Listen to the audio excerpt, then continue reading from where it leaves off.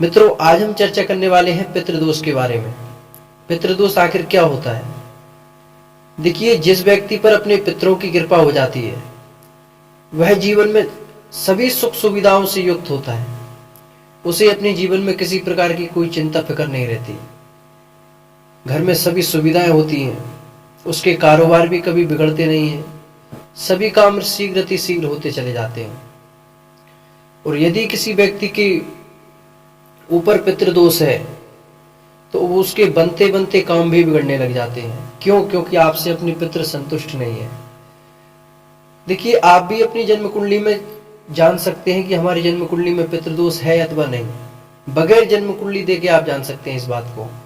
अपने ऊपर ये लक्षण घटित करिए कि कहीं आप जीवन में परेशान तो नहीं रह रहे हैं, उदास तो नहीं रह रहे हैं।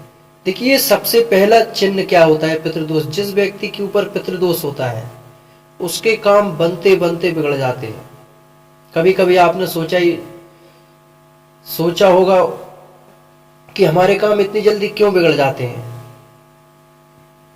देखने में भी मिलती हैं। और दूसरी पहचान, जिस व्यक्ति के ऊपर पितृदोष होता है उसका तुम चेहरा देखना, चेहरा हमेशा चिंतित नजर आएगा। जो एक तेज होना चाहिए उसके चेहरे पर, प्रसन्नता होनी चाहिए, उसके चेहरे पर झुर्रियां आएंगी चिंता की।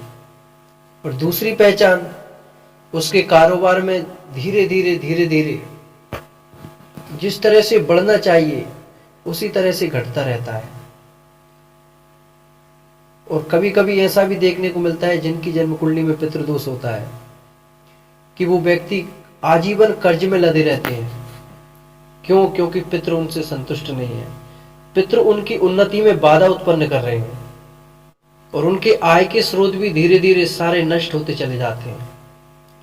जैसे कि कभी कभी कोई व्यक्ति कहता है कि हमारे पहले तो आय के साधन बहुत थे।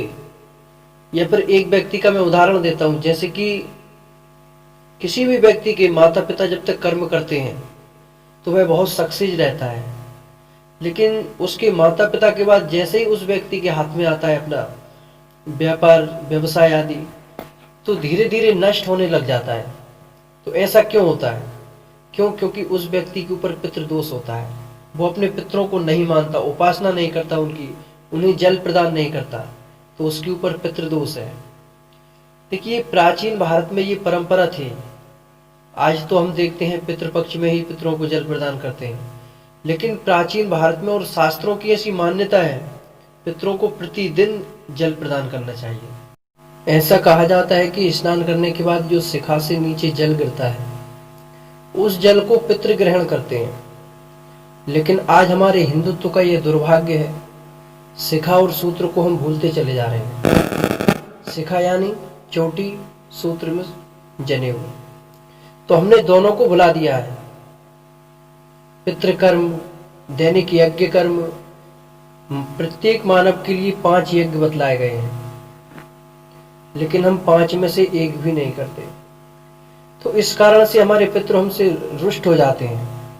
और जब हमसे पितृ रुष्ट हो जाते हैं तो देखिए, घर में शांति का वातावरण नहीं रहता, पति पत्नी में कलह होने लगता है। कभी कभी ऐसा भी देखने को मिलता है जिनकी जन्म कुंडली में हमने देखा है पितृदोष, उनको संतान से संबंधित बाधा होती है।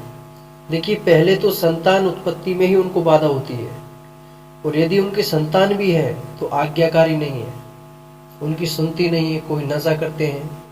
तो इस प्रकार की उनके घर में कई तरह की बाधाएं होती हैं जिनकी कुंडली में पितृदोष होता है। परिवार में भी कलह मचा रहता है। तो यदि आपके जीवन में ये घटित होता है तो समझ लीजिए हमारे जीवन में पितृदोष है। अपने पितरों की उपासना करें, और हो सके तो अपनी जन्म कुंडली किसी अच्छे ज्योतिषी से दिखवाएं, नहीं तो आप स्वयं उपाय करें। जय श्री कृष्ण, राधे राधे।